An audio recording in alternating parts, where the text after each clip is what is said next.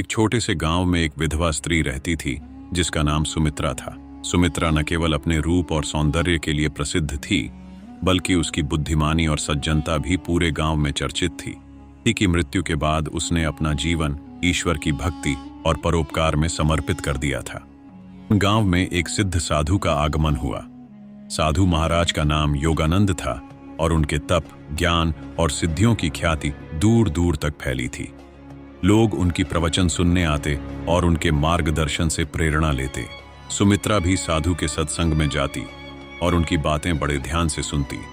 एक दिन जब साधु ने सुमित्रा को देखा तो वह उसकी सुंदरता से मोहित हो गए। हालांकि साधु ने अपने मन के विकार को नियंत्रित करने की बहुत कोशिश की, लेकिन उनका मन विचलित हो गया। एक रात साधु ने सुमित्रा से अकेले मिलने का अनुरोध किया। सुमित्रा ने उनकी बात मान ली और उनके पास पहुंची।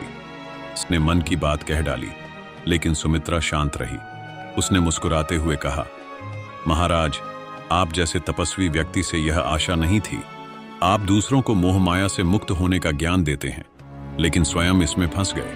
क्या यह आपकी शिक्षा के अनुरूप है? साधु को सुमित्रा के शब्दों ने झकझोर दिया। उन्होंने अपनी गलती स्वीकार की और कहा, माँ, आज तुमने मुझे सच्चा ज्ञान दिया। शरीर क्षणिक है, आत्मा ही शाश्वत है। ये तपस्या और संयम में चूक गया। इस शिक्षा ने मुझे मेरे मार्ग पर लौटने का मार्गदर्शन दिया है। सुमित्रा से क्षमा मांगी और अपना सारा ध्यान फिर से तप और भक्ति में लगा दिया। के बाद सुमित्रा का आदर पूरे गांव में और बढ़ गया। संदेश: इससे हमें यह शिक्षा मिलती है कि सच्चा ज्ञान वह है जो हमें हमारे कर्तव्य और जीवन के उद्देश्य की याद दिलाए।